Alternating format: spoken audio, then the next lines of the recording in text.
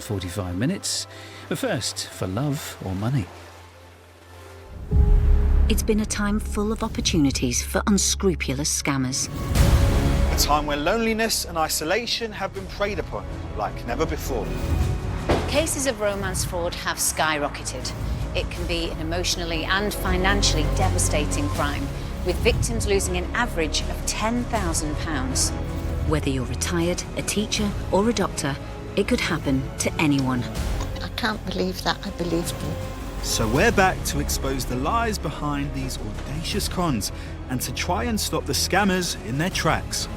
We'll be revealing the tricks these scammers will use to cheat and mislead. They're exchanging information and it's going to be moved around on the dark web.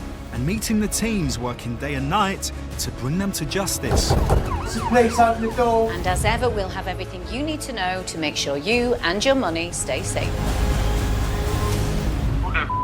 Don't swear at me, pal.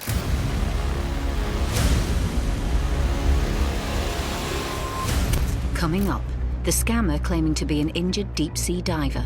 He sent me this photo of him in hospital, sort of wired up to a drip. We find out he's actually no such thing at all.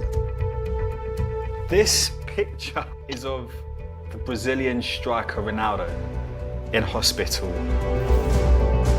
How this student got stung. It's actually not them because their voice doesn't match the voice that I was hearing on the phone. At that point, the ball dropped. This is definitely a con. And the psychological impact of being scammed.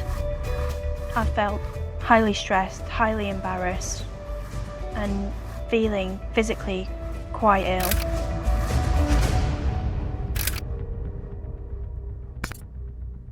All right, Kym, so we've been contacted by someone called Heidi. Now, get this, she wasn't even on an online dating site or social media. She was playing an online game when a guy got in contact called Nathan. Let's take a look at this. I was playing Words with Friends. He told me his name was Nathan Hopewell, and he was a mineralogist. Well, he was doing a lot of underwater welding, and he was diagnosed with a disease. For some reason, he didn't have medical insurance. He'd managed to get some money together to pay off part of the invoice, and there was $550 outstanding that he was desperate for. And he promised that I'll get it back very soon. I'm a caring person. Not that I've ever given that kind of money to anybody before. I think the fact that she wasn't looking for love actually makes her a bit more vulnerable because you can't see it coming, you don't expect it. She was playing an online game, for heaven's sake. I played that game. Do you know what I mean? 54-year-old cleaner Heidi's passed on some documents about the man she knows as Nathan Hopewell, which Ashley's going to take a closer look at. In the meantime, I'm on my way to meet Heidi to learn more about what happened to her. Let's start by you telling me a little bit about your story. Okay, I'm single. I'm not looking for a relationship anyway. It was just doing Words with Friends on Facebook. Words with Friends is the Scrabble-type game divorcee Heidi was playing at home in Dorset when Nathan first got in touch with her. Initially, what was the conversation? Just 2 or 3 words going backwards and forwards. To start with, he said he was a mineralogist. So he does underwater welding. He's also sent me videos of this happening, pictures of him with his workmates. What did you initially think when you saw his picture? Did you think he was handsome? He looked quite dapper, I suppose. And you guys developed a relationship of sorts? Yeah, just like pen friend type relationship as far as I was concerned. He kept saying I love you even though he hadn't met me. And where was he based? I think he told me he actually lives in Wisconsin, but the platform he's working on is in the Cuban Sea. Nathan explained that he just started work on a new job contract. It was a career move which was to have consequences for Heidi too. So, tell me about the first time he asked you for some money. Well, we kept chatting, then he said he didn't feel too well. He went quiet for a while. Then he sent me this photo of him in hospital, sort of wired up to a drip. What did he tell you was wrong with him, do you know? 4 years gangrene, apparently caused by the cold, extreme cold, for being underwater. And then what did he ask you for? For money for medical bills. Okay, so how much was it for? That first one was about, I think, $550. Heidi asked Nathan why he couldn't pay the bills himself, and he told her that he didn't have the necessary medical insurance. So other than the photograph of him on the drip, was there any other kind of proof that he needed the money and what he needed it for? Dr. Gerardo Carlos. Okay. Treating him. We exchanged emails, and then he also sent me a copy of the bill, I think. In December 2019, Nathan asked for another £700 for his medication, which Heidi agreed to pay. Soon after, he told her he was on the mend and had returned to work. Heidi thought that would be the end of it. So then what happens after that? Piece of machinery breaks. I need money to fix the machine. Nathan told Heidi the machinery was essential for him to finish the job, so he could pay her back. But he kept saying, oh, you get it back at the end of the contract. So I thought, well, I can't back out or else I've lost what I've already paid. So I sort of I see. kept going. Okay. So always chasing that first money that you've put in. Yeah. So Heidi paid just over £1,000 to keep the job on track. To show his gratitude, Nathan said he was going to visit her here in the UK. He was apparently coming to see me at Christmas. Presumably then you might be able to get some money back. Yeah, apparently he was going to get an interim payment, but that didn't happen because they hadn't completed enough of the work that the company wanted them to complete because he'd been off sick for 2 months. Under pressure to finish the job in order to repay Heidi, Nathan asked for even more cash to help complete the contract. For what this time? Just more bits of machinery and kit they needed for the job. It's crazy. Did you feel pressured to make those payments? If the contract wasn't finished, nobody would get paid. Him, his men, me, nobody. So the pressure was, yeah, you won't get paid, neither will all my men for all their hard work. It was almost like a guilt trip, really. Heidi transferred Nathan another £4,000.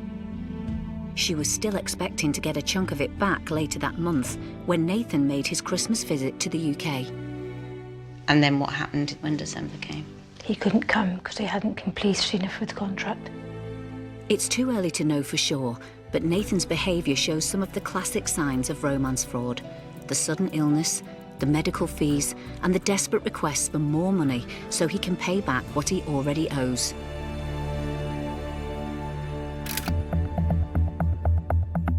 But what is different about Heidi's case is it's the first time we've come across someone who's been potentially targeted whilst playing an online game. I want to know whether the nature of gaming sites makes the people playing easy prey for scammers, so I caught up with Alex Rothwell from City of London Police.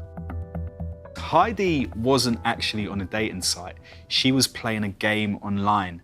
You need to have your wits about you there, don't you?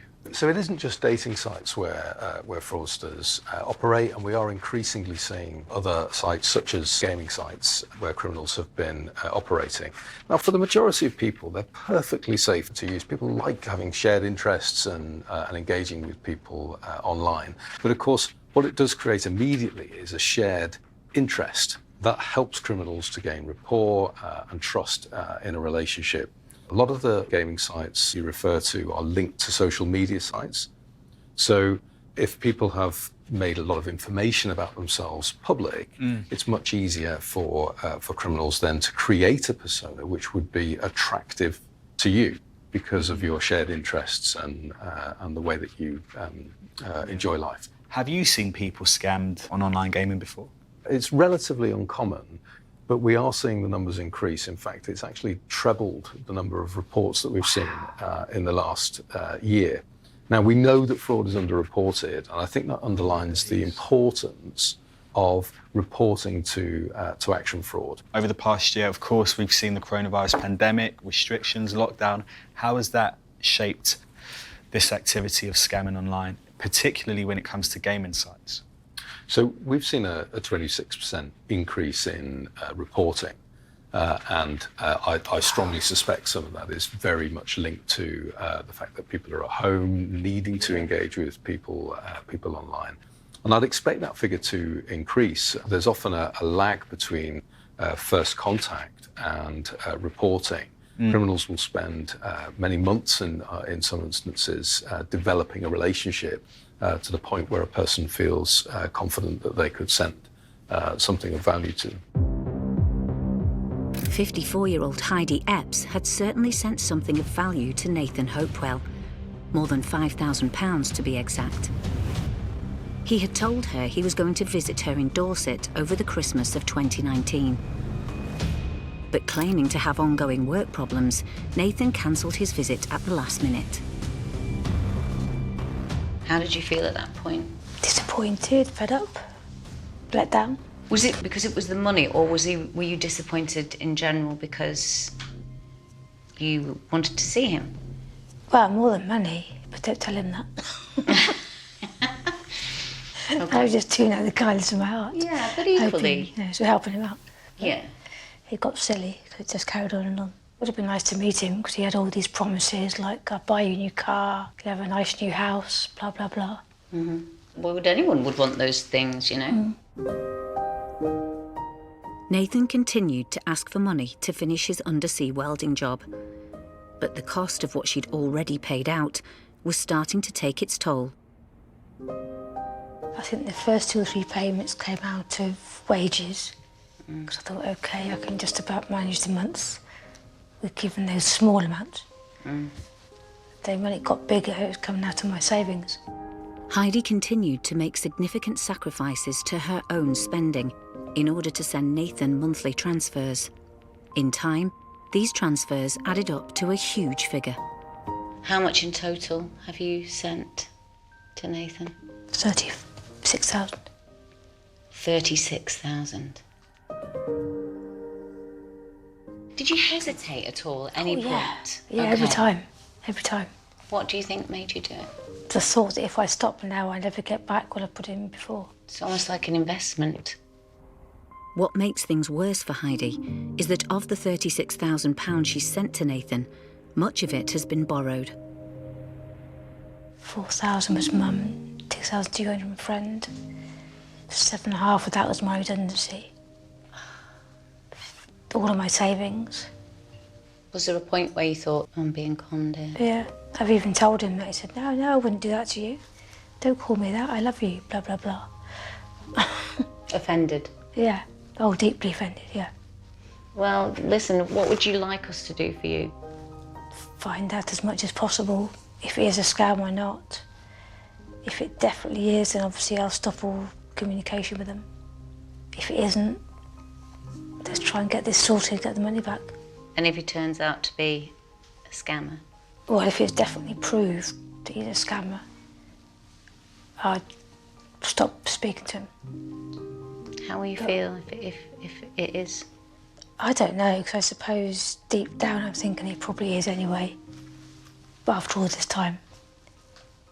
And I suppose it would be a chapter to close the book, try and forget about it and think, you know, I can't do anything about it, it's done. Will you feel hurt? Oh yeah, betrayed. I mean, I've tried to trust him. He's been all hurt if I've shown any distrust. Okay. Well, in the meantime, don't give him any more money. Oh no, I don't want to do that. I haven't got it to give. Hopefully you'll get some answers.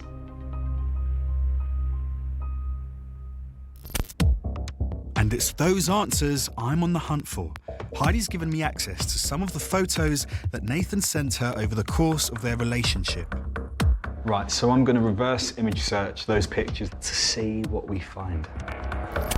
The software analyzes the pictures and then scans the internet to find similar images on different sites. And it's not long before I'm getting results.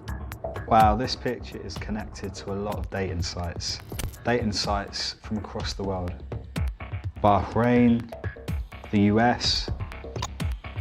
This photo is most certainly being used by scammers. It appears on a number of dating sites, different names, different identities. But who is the real man behind these photos? A bit more digging, and I think I have a hit. All-in-one rhinoplasty. Is this a plastic surgeon? And then you go down on this plastic surgery website, and the picture connected to Nathan is on this website. A man called Emre Ilhan, who seems to be the chairman of a plastic surgery company. He has a website, it seems. Dr. Emre Ilhan. My name is Dr. Emre Ilhan. I'm working in my private practice in Istanbul, Turkey. Oh, there's an Instagram account. Oh wow, there's an email on the Instagram. I'm gonna email the surgeon to let him know that his picture's being used. And there's another thing I want to look at. There's something not quite right about some of the images Heidi was sent from Nathan. So I'm going to do a search to see if I can find out where they've come from. No. Wait there. This picture is of the Brazilian striker Ronaldo in hospital after contracting pneumonia. So clearly what Nathan, or the person behind Nathan, has done is cropped ahead of the surgeon onto Ronaldo, which is absurd. Using a superstar footballer's image in this way is an unusual twist, but it certainly undermines everything Nathan has been saying to Heidi. It doesn't matter how old or young you are, where you're from, or what you're looking for online. When you're making connections with new people, you're vulnerable. Social media savvy Colbert never expected to be scammed, but a chance meeting quickly changed that, to his cost. What's up guys, it's that Seaberto guy. Before we get into the video, I want you guys to all like, comment, share and subscribe. Meet 25-year-old Colbert Gerald from Birmingham. I studied creative digital media at university. I've always been passionate about the creative lifestyle of photography, video. I have my own YouTube channel where I create different music content, creative content. Having roommates at uni. When looking for love, Colbert recently turned to social media and dating apps to meet like-minded people. I was just networking at uni. It's definitely a good way to meet people outside of your social circle. He soon got messaging with someone called Vaz. With similar interests, it seemed like the perfect match. I just thought the profile looked like someone who's a model type, which could work well for me.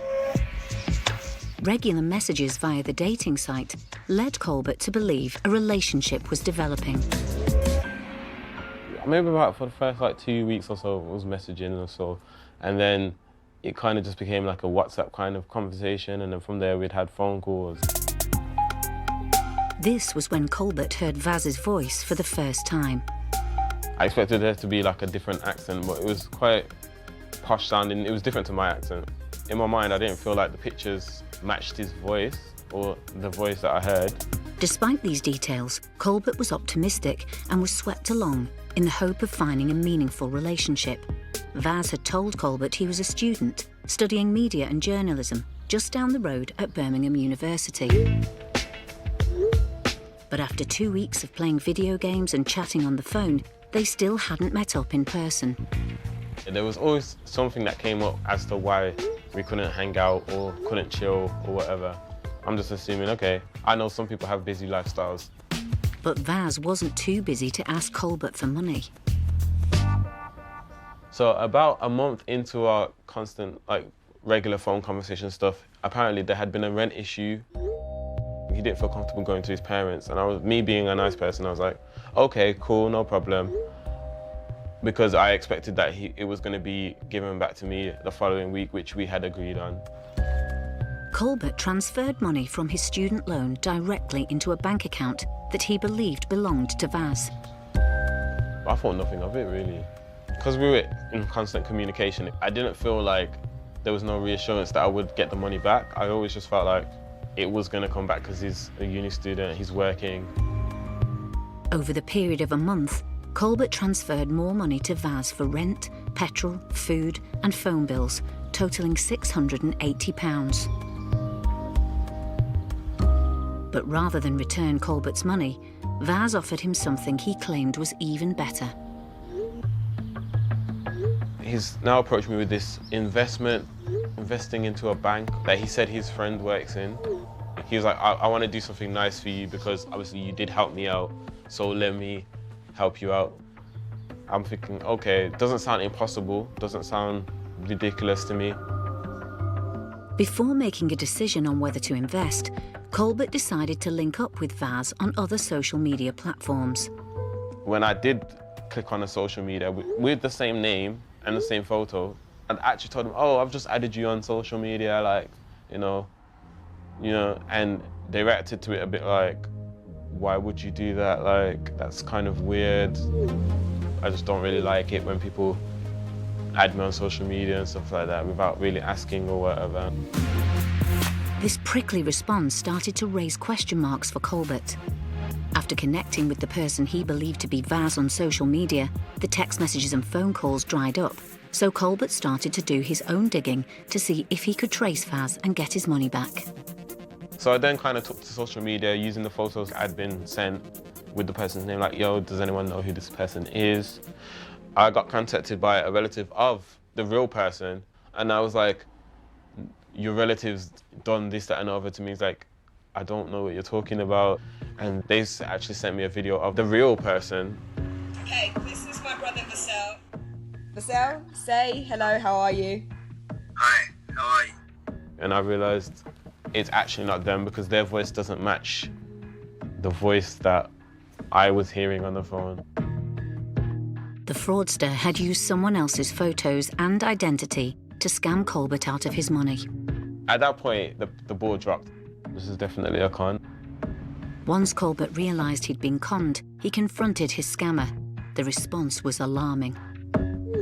In order for me to get my money back, they also asked me for another £100, and I was like, so I'm paying you to get my money back, and now I know that you're not who you are. I'm not going to pay you again. Colbert refused to pay up and has never seen any of the £680 he did hand over returned. It was a feeling of embarrassment when I realised that, like, how I could have been so blindsided. I saw a potential for, like, us connecting, and the whole connection was basically a lie in it. Living with roommates can make you feel a lot of different things. The kind-hearted, giving person that I was, I won't really be like that again. You'll see it happen all the time, and you'll never think, oh, it'll happen to you, but then it happens, and to everyone, really, if he's not careful. Just like Colbert, 54-year-old Heidi Epps was talked into giving money to a man she got chatting to online. In her case, she met Nathan Hopewell through an online word game. Nathan even sent divorcee Heidi a number of documents to prove to her who he was. One of these was his underwater welding qualification. It looks real enough, but I wanted to dig a bit deeper. I'm on the American Welding Society website. I'm going to look at the certificate that Nathan sent to Heidi and see if there's record of it. Basically, see if it's legit. So it's asking for a certificate number. Then the website asks for the surname. So that is Hopewell. Okay. It says no matched records found. So I think it's pretty clear that this certificate is a complete fake. Why am I not surprised? All the signs point to Nathan having faked his identity. It's worrying that both Heidi and Colbert have been so easily able to transfer money to people who might not be who they say they are. But recently, the banks have been trying to make things harder for fraudsters. To find out more about what they're doing, I've come to see forensic financial investigator Richard Emery. Confirmation of payee was something introduced by the banks in 2020 with the aim of slowing down scammers. Just to be clear, what is confirmation of payee?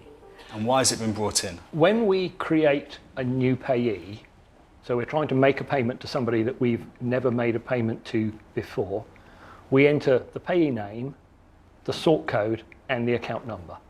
Now, historically, the bank have ignored the payee name completely. So we were relying entirely on unverified sort code and account number, which meant that you had no idea of the name of the account that you were making the payment to. With confirmation of payee, your bank sends the details that you've entered to the receiving bank, and the receiving bank comes back with one of 4 different responses. Either the receiving bank doesn't operate that service at the moment, so we can't check, or the name you've entered is exactly correct, fine, carry on. The name you entered is very, very similar, so it might be a minor spelling mistake, or you might have addressed somebody as Ms instead of Mrs. The bank then shows you the correct name, and therefore you'll know that you're okay. Yeah. The final response is no match. So the name you've entered does not match the payee name on the account at all.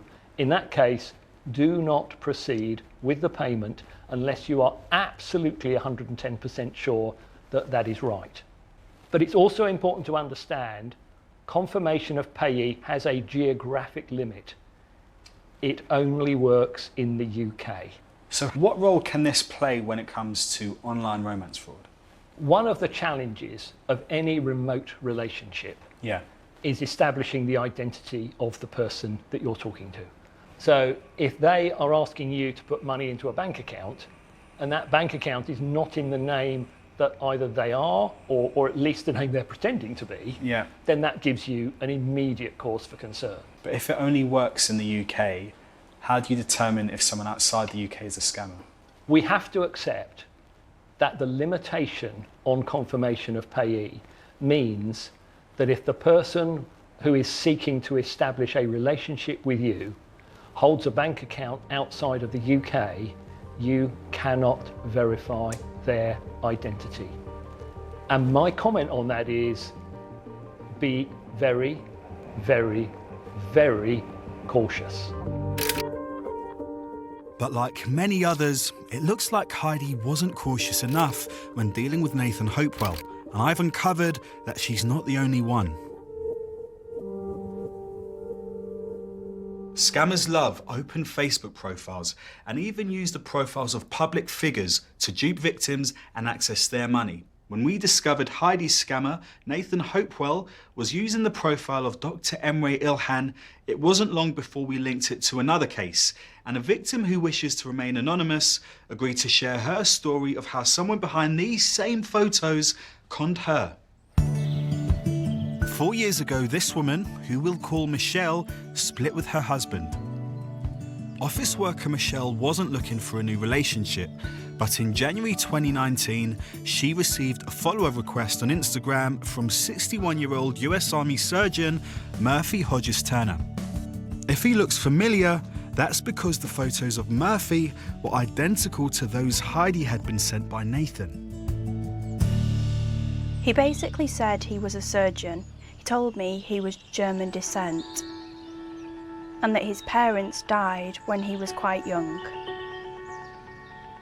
He said his wife had died 6 years previously with his daughter in a car accident, and that he had one son that was living in the States. He said he works for the UN on a contract and that he was based in Syria.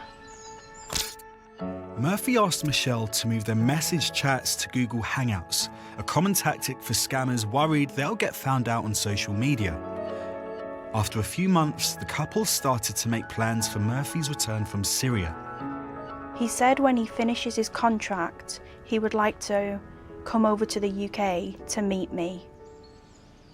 And then he was hoping that we could start up a new life together. But before that could happen, Murphy told Michelle he needed her help with something else. He claimed the German company holding a security box containing his life savings was closing down. Michelle needed to provide the company with her details in order for the box to be delivered to her. He insisted on telling me about $10 million and gold bars. And he would trust his box more to come to me in the UK. He said, please say that you're my wife and that, give them your details. So I then did that. I got a response from this guy called Stephen. With Murphy's savings tied up in the security box, his business advisor Stephen explained Michelle would need to pay more than £8,000 to have the box released.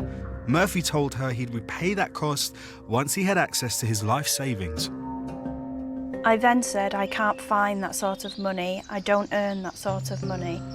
So they then agreed that if I could try and find at least 1,500 to 2,000, that this guy Stephen would pay the rest of it, so that the security could then bring it over to Gatwick. After Googling the security box company and seeing that it did exist, Michelle was satisfied enough to pay £1,500 to a UK bank account in the name of Murphy's business advisor, Stephen Hull. But a few days after making the transfer, Michelle received some worrying news. I got an email from Stephen saying you need to pay the rest. They're a little bit concerned because I don't earn loads of money. I was getting pressure from Murphy and the German security company, so I asked a friend of mine to loan me the money. With the fees paid via her friend's loan, Michelle believed Murphy's security box was now heading to her in the UK. Murphy said that once his security box was delivered to Michelle, she would get all her money back. But there was another problem. I then got a text from the security guy saying customs have scanned the box. They realised that there's much more worth and value in there. They want £55,000 to release the box. I just laughed and said, well, you're having a laugh because I can't find that sort of money. Murphy then introduced someone else to his story. He told Michelle that his agent, a man by the name of Paul Albert, would be able to assist her in the dealings with customs. He said Albert's the expert because he deals with this sort of work. He will deal with the authorities. I don't want the authorities coming to you. Paul Albert soon got in touch with Michelle, saying he had managed to knock the customs fees for the box down to £20,000. If Michelle could find £10,000, he would cover the rest. But he warned Michelle that failure to pay this £10,000 in customs charges could mean a knock on her door from the law. I was very stressed. I wasn't sleeping. I wasn't eating properly. You know, I kept getting from Albert and Murphy, we don't want the authorities coming to you. So I was even checking out in the road because there was one time there was an official car. There were sort of like official looking people and I thought they'd come to knock on my door, then I'd get taken off to customs to be interviewed. I felt highly stressed, highly embarrassed and feeling physically quite ill. Under tremendous pressure, Michelle took out a £10,000 loan and paid her half of the customs fee to Paul Albert. Her part now done, she waited for the security box, but it was never to arrive. Michelle was instead contacted by a police officer. He said, your money has ended up in Nigeria. He said, it seems like you're part of a complex scam. He said, I can assure you, there's no box at customs. Oh, I felt sick.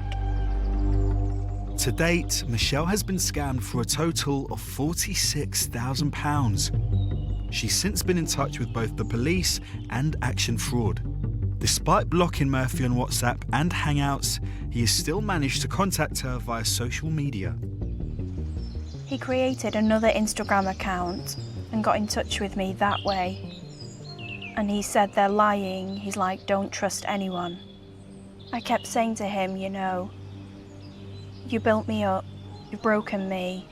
I don't know who to believe anymore. Our team and the police have assured Michelle that Murphy is a scammer who is using Dr. Emery Ilhan's photographs, and she has now stopped contact with him. But her story shows how difficult it is for victims to break free from a cycle of abuse when they're targeted and groomed by professional con artists. It's also testament to all of our victims' bravery in speaking out, so others won't fall for the same scammers' stories. Dorset-based Heidi Epps was taken in by the same photographs as Michelle, but knew her scammer as Nathan Hopewell. Nathan claimed to be an underwater welding contractor who 54-year-old Heidi had sent £36,000 to help with work and medical costs. So I reversed image searched that image, Kym, and that is the original, believe it or not. That's Ronaldo. Yeah, the Brazilian footballer. That's some cheek right there, isn't it? Yeah. Heidi remains in contact with Nathan, but now it's time to tell her the truth and hopefully put an end to that. Where are you standing at this moment in time? Do you believe this is a scam? Well, I'm hoping it isn't, but obviously in the back of my mind I'm thinking it possibly is. Nathan sent Heidi a copy of his passport, but we've spotted a number of unusual mistakes. First of all, if you look at where it says United States of America, can you see that? No S. No S. Ah. Exactly, it says United States of America. Yeah, not I hadn't United noticed States. that before. And if you've ever taken a passport picture, it's normally a front-on portrait of your face. Here you can see that his body is slanted.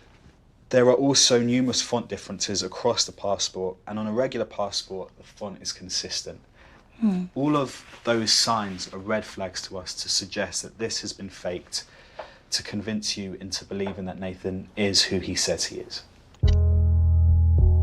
Nathan also sent Heidi his certificate to prove he was a welding contractor. However, when we cross-reference this with an online database based in the USA, it seems he doesn't exist. So we looked up the certificate number and the name, Nathan Hopewell. There is no record of this certificate. Well, I suppose that being sort of 50-50 as to whether or not it was, so... Where are you now? 75-25. Nathan told Heidi he was working on a lucrative contract on an offshore platform. He even sent documentation to prove where he was working. But again, after some digging, we found some mistakes. So the contract cites the location work as being the Cuba Sea. Now, that location doesn't exist. Cuba is based in the Caribbean Sea. My geography's never been very good. Well, not all of us are experts at geography, are we? He said in the sea off Cuba, didn't actually say which bit he was in. What's your take on that? Wow, it's gone from 75 to 90. 90-10. Yeah. Where's the other 10%? Still hoping, because he's still chatting. What does this person mean to you? Friend, companion, perhaps. Nathan sent Heidi photographs to prove his whereabouts and back up his story. However, these photos have been photoshopped and even on top of one of the world's most famous sportsmen. When we reverse image searched this, we were led to this photo, which I'm going to send to you now. So you obviously don't recognise this person. No. This is a photo of the Brazilian footballer Ronaldo when he was in hospital. Oh, no. Yeah. OK. Could you write his full name down, please, so I can put it on the next message to him? Yeah, absolutely. The people behind the scam have stolen a surgeon called Emre Ilhan's photographs. And we also found photos sent to you on the doctor's Instagram page. Sent to me? So the photos that Nathan sent to you? Ah, right, yes. Exist on the doctor's Instagram page? Yeah. As Heidi comes to terms with the idea Nathan is not the man he claims to be, we hope sharing the fact she's not the only person being ripped off by these images will help cushion the blow. We have been contacted by another lady, and she's involved with a scammer called Murphy Turner, who's been using Dr. Ilhan's photographs. This tells us that these photos are in wide circulation in the scamming community. You're not the first person to be taken in by a story from someone like Nathan. How does it make you feel on a personal level?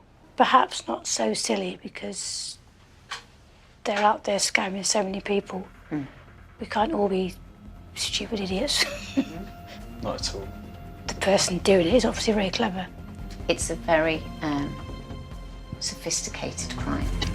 With the scam now fully exposed, we want to call whoever is behind it all and put our accusations to them. However, the person claiming to be Nathan doesn't answer the phone, so we message them instead. We believe that Nathan Hopewell is a fake identity you have created as part of a scam. What have you got to say to that?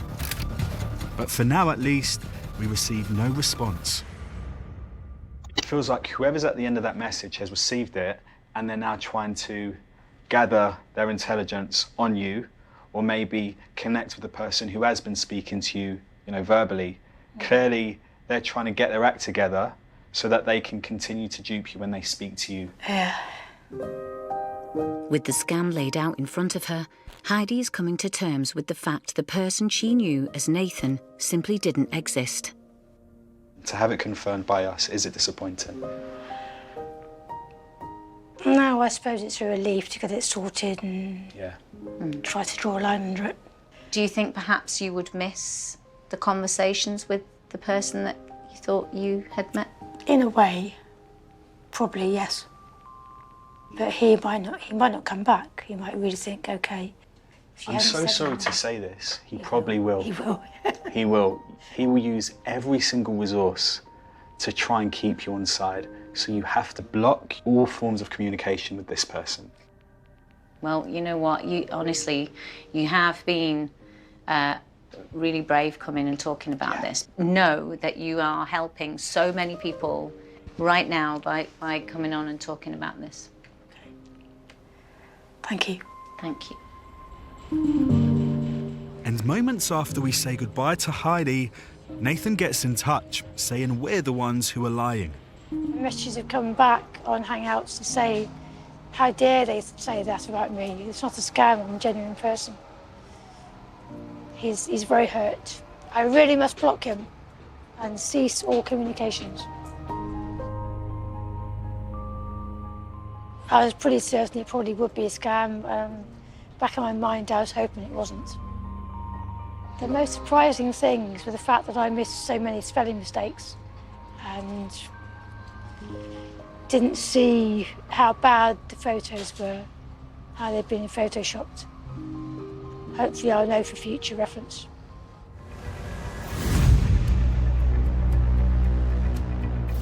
If you think you've been scammed in a similar way or been asked to send money to someone you've been talking to online, then we'd like to hear from you. Email us at loveormoney@bbc.co.uk. Join us again. This scammer could be based in the UK. Oh! On the hunt for scammers closer to home. Police, can you open the door, please?